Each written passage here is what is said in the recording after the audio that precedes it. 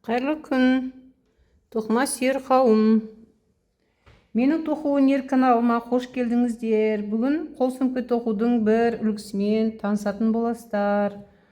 Ол үшін бізге қажетті заттар мынандай 2 моток жіп алдым, полиэстер, шоколадный цвет. Және осы сөмкенің түбіне сумка түбі алдым, мынандай дайын. Қолсап алдым, ручка деп аударамыз ғой, орысшадан қолсап деп аудардым. Бекітеміз мынаны. Бұларды бекіту үшін мынандай карабиндер, яғни мынандай заттар, бұйымдар алдым. Екі жағына екеуін, мына екі жағына екеуін бекіту үшін. Және жанынан иыққа асатын бауды бекіту үшін мынандай екі зат алдым. Сосын сөмкенің аузына мынандай екі магнит алдым. Және бізге қажетті зат және әрине ілмек 3-5 мм диаметрі. Қайшы қажет болады, оттық қажет болады. Және белгілеп отыру үшін бас аяғын мындай түйрегіш алдым. Сосын сумканың ішін астарлауға мынандай астарлық мата алдым. Бұны сумка біткен соң сумканың размерін өлшеп, сосын кесіп алып, ішіне көктеп тігуге болады. Ал пісімі деп бастаймыз. Енді бірінші біз жіптің ұшын, мына жіптің ұшы бір тартсаң тарқатылып кете береді. Сондықтан біз бұл жіптің ұшын күйдіріп аламыз оттық арқылы. Ажырып кетпес үшін ары қарай тарқатылып кетпес үшін ұшын күйдіріп аламыз. Сөйтіп, мынау қалта түпті өзімізге қаратамыз. Мына сырт жағын өзіңе қаратасың. Ал мына сөмкенің ішкі жағы өзіңнен теріс қарап тұрады. Бісміллә, бастайық. Енді әрбір тесіктен 2 жіптен алып отырамыз. 2 жіптен алып отырамыз. Жіптің ұшын тартыңқырап қояйық, мықты болу үшін.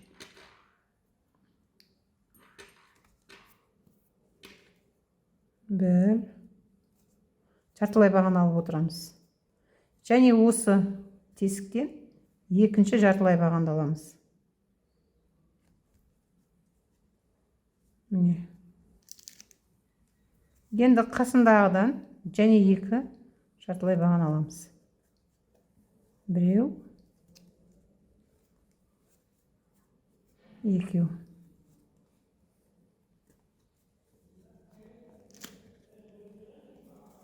Үшінші тесіктен және 2 жартылай баған аламыз.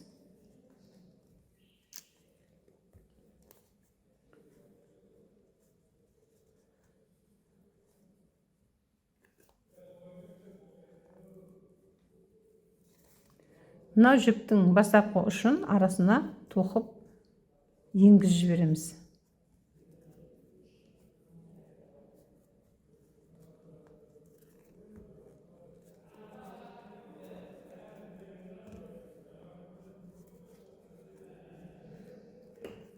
Енді осы тоқу барысында айта кетейін, мынандай бұрылыстарда 3 аламыз. Қазір әр тесіктен 2-ден алып отырмыз ғой. Мынандай бұрылысқа келгенде әр тесіктен бір 2 жерден 3 жіптен алып жібереміз. Қатардың соңында кездесеміз. Мен бірінші қатардың соңына келдім. Ақырғы тесіктен және 2 аламын.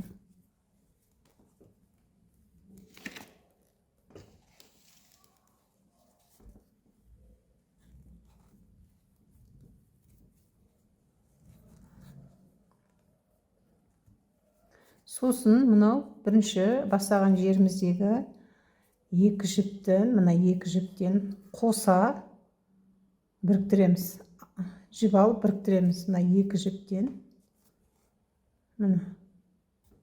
Осы жерден бір жіп шығарып біріктіреміз. Бас аяғын қосамыз. Енді бір жіп жоғары көтереміз.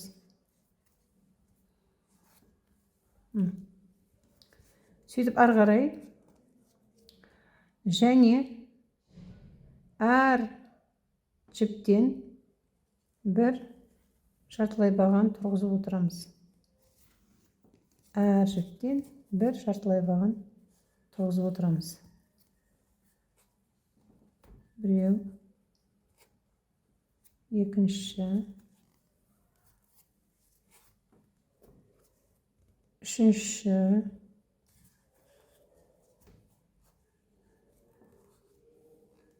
айтпақшы, мына екінші қатардың басына түйрегіш қойып іліп қояйық, шатасы кетпес үшін.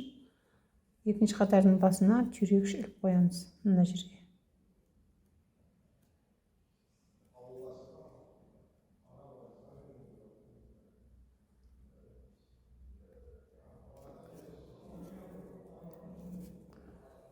Осылай екінші қатарды әр жіптен бір жартылай баған алып, екінші қатардың соңында кездесетін боламыз. Екінші қатардың соңына келіп жеттім. Ақырғысы қалды. Міне ақырғысын тоқимын. Ақырғы жіпті.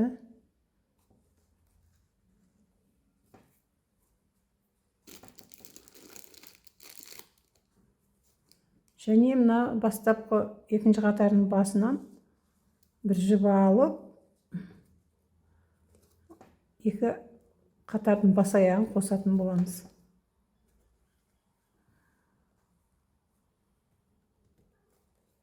Қостық, біріктірдік. Енді бір жіп көтереміз. Енді осы бір жіпті біреу емес, енді бесеу көтереміз. 2, 3, 4, 5. 5 жіп көтереміз дағыны. 2 жіп тастап, 2 орын тастап, 1, 2, үшіншіден жартылай баған аламыз.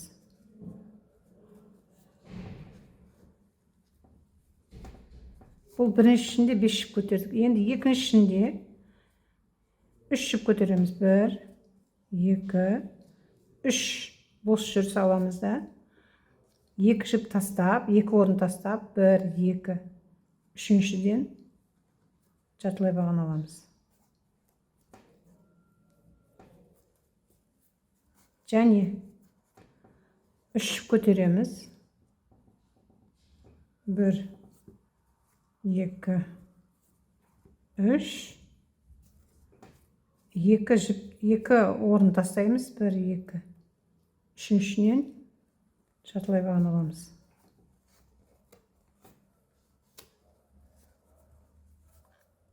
Міне біздің үшінші қатарымыз осылай өрнек түседі.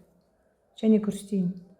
3 бос жіп аламыз. 1, 2, 3. 2 жіп тастаймыз. 2 орын тастаймыз. 1, 2. Үшіншінен жартылай баған аламыз.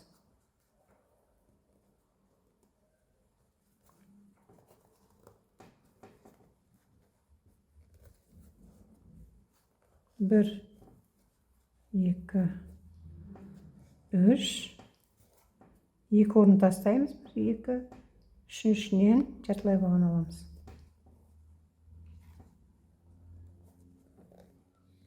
Осылай қатардың аяғына дейін тоқып шығамыз. Міне біз қатардың соңына келіп жеттік. Енді біріктіреміз. Біріктіреміз қатардың бас аяғын.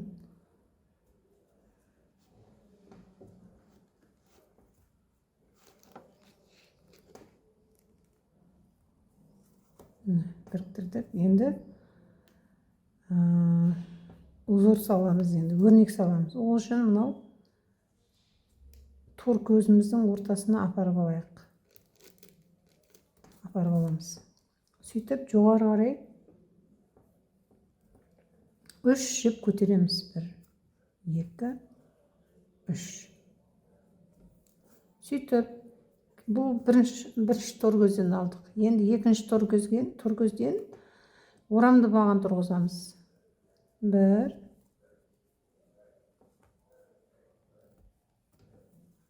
2,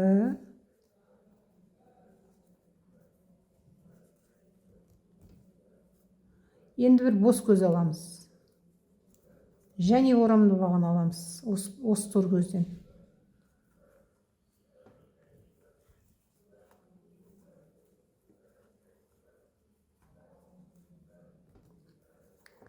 Сөйтіп, екінші тор көз, үшінші тор көзге келдік енді. 1, 2, үшінші тор көзден орамды баған аламыз. Төртіншіге келеміз. Төртіншіден және орамды баған аламыз.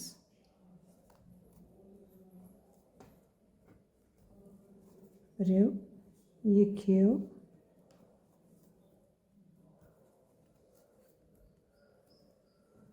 бос бір көз аламыз. Және осы тор көзден 2 орамды баған аламыз.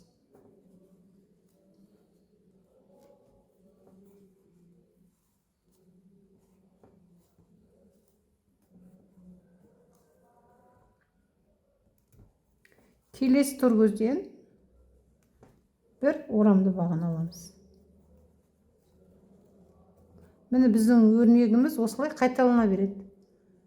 Міне бірінші тор көзден бір орамды баған, екіншіден 2 орамды баған, арасында бос көз бар, және 2 орамды баған, үшіншіден бір орамды баған, төртіншіден 2 орамды баған, ортасында бір бос көз бар, және 2 орамды баған, келестен бір орамды баған, одан келестен 2 орамды баған, 1, 2, арасында бір бос көз болады, және орамды баған, 2 орамды баған.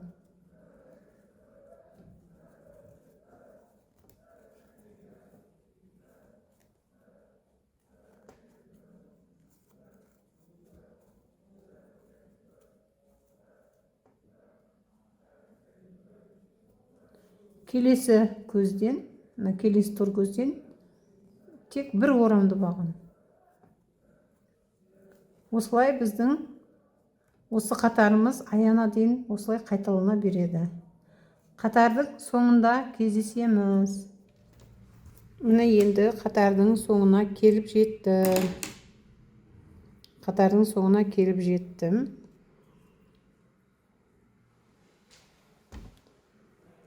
Біріктіреміз. Енді осы жерден 3 жіп жоғары көтереміз. 1, 2, 3. Сөйтіп орамды баған алып, бана мынау 4 орамды бағанымыз бар емес пе? Арасында бір бос көзі бар. Осы бос жерден, бос көзден 2 орамды баған тұрғызамыз. 1, 2, бір бос көз аламыз, және орамды баған тұрғызамыз.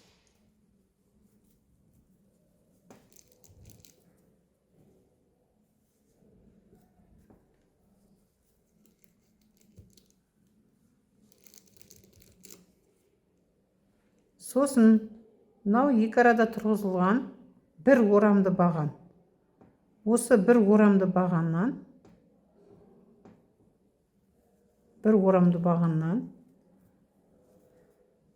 және бір орамды баған аламыз.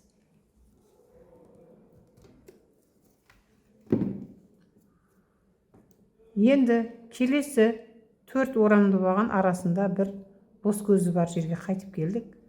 Бұл жерден, мына бос көз жерден 2 орамды баған аламыз. Тура жаңағыдай. 1, 2, бос көз аламыз, және 2 орамды баған аламыз.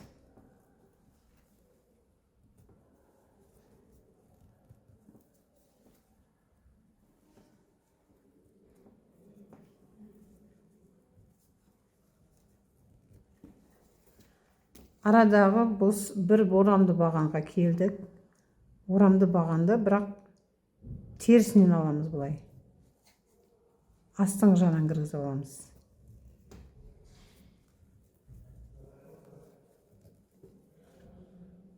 Келесі 4 орамды баған, арасында бір бос көзі бар. Осыдан және жаңағыдай 2 орамды баған аламыз. Бос көзден бір бос көз аламыз. Және орамды баған аламыз.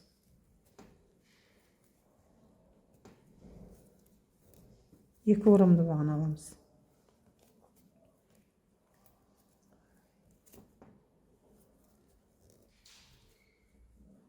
Келесі арадағы бір тор көзден бір орамды баған едік, осыдан орамды баған, бірақ терісінен аламыз, жіпті астынан өткізіп аламыз.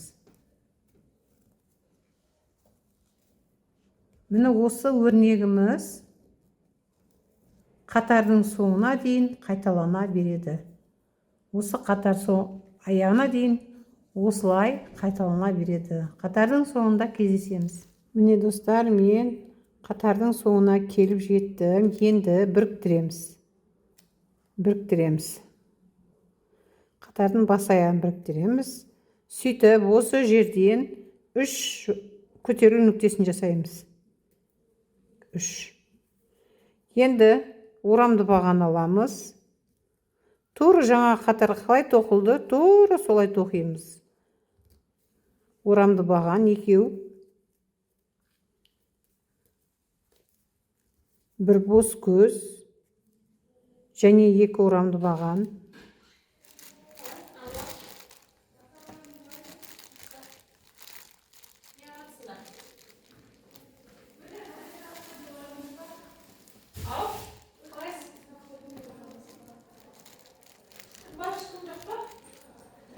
Бір орамды бағаннан және тура солай орамды баған аламыз. Міне осылай қатардың соңына дейін тоқимыз. Осылай қайталана береді достар. Сізге қалаған биіктіктегі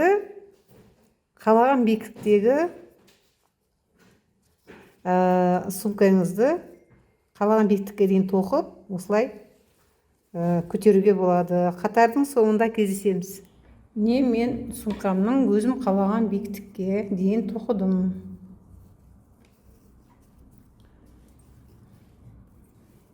Өзім қалаған биіктікке дейін тоқыдым. Қазір өлшейміз.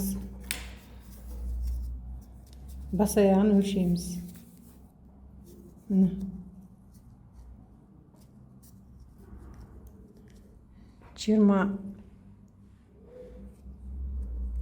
24 сантиметр биіктікте тоқыдым.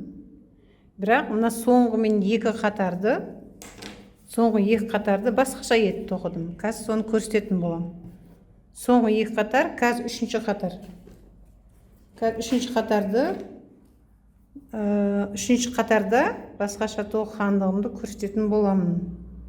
Міне біз басында өзі қатардың бас аяғын белгілеп отырған болатынмын. Мына түйрегішпен міне соны сол түйрегіштің тұсына жеттім.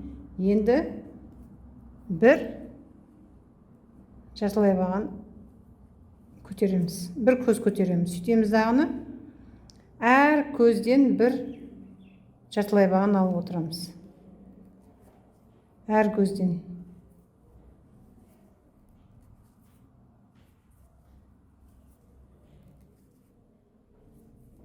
Мен осы соңғы 2 қатарды осылай тоқыдым. Енді міне 3-ші қатарды және осылай тоқып жатырмын. Сөйтіп, бұдан кейін және 2 қатар тоқимын. Сонда осылай жартылай бағанмен 5 қатар жүреміз. 5 қатар жүреміз.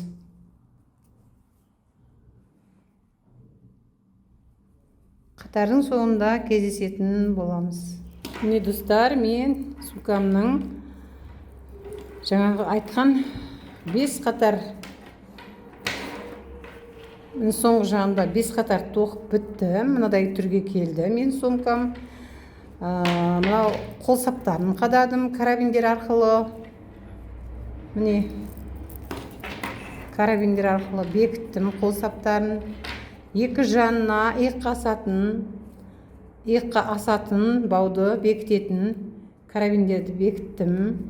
Енді мына сөмкеміздің аузына мынандай магнитті бекітемін. Екі магнитті бекітетін болам. Содан кейін иыққа асатын иық бауды тоқимын. Және мен алдын ала мынау сумкамның астарын үй жағдайында тігіп келдім. Астарын тігіп келдім. Міне мынадай түрге келді.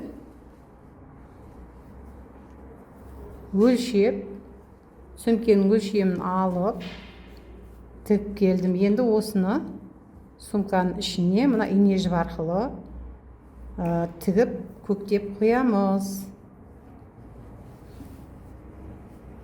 Енді иық бауды қалай тоқимыз? Иық бау тоқу үшін мен мынадай құр бос көздер алдым. Ұзын етіп 75. Мен ұзындығын 75 көзден тұратын иық бау жасадым. Оның жасалу жолын қазір көрсетейін. Тоқылу жолын. Бірінші осылай құр бос көздерден 75 тізбек құрастырып алдым. Тоқылу жолын сәл үлгісін көрсетейін. Негіз мен оның қазір жаңа тоқып шықтым. Осылай бос көзден алып 75 бос көзі алдым. Енді сіз оның ұзындығын өзіңіздің қалауыңызға байланысты мына тізбектің ұзындығын еркіңізше алуға болады. Мен 75 алдым. Міне осылай алып шығамыз. Қанша сантиметр керек бау? Сонша биіктікте, ұзындықта аласыз. Сосын бұл енді үлгі ретінде көрсетейін. Оны кейін қайтасыз. Бір көз тастап алып отырасыз қайтып. Жартылай баған алып отырасыз. Осылай.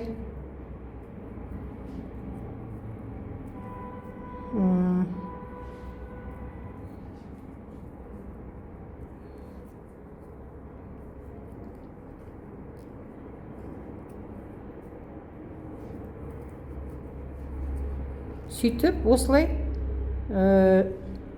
тізбектің басына шыққаннан кейін және қайттан тоқыдым. Сонда 2 рет тоқылды. 2 қатар жүрдім. Бір қатар басына шыққаннан кейін енді мен бұл қазір үлгі ретінде алып жатырмын. Иық бауды бұндай қысқа болмайды, әрине ұзын болады. Сөйтіп басына шыққаннан кейін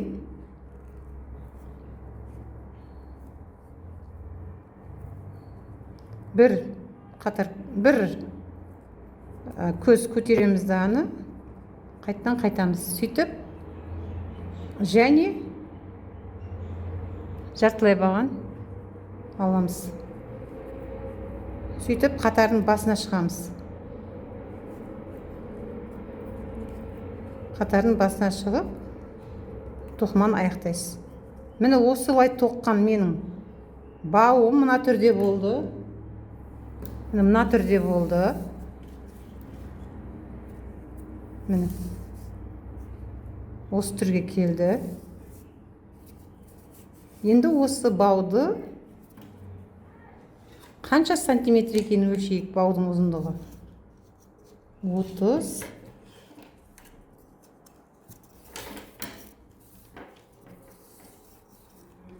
Және 30, 60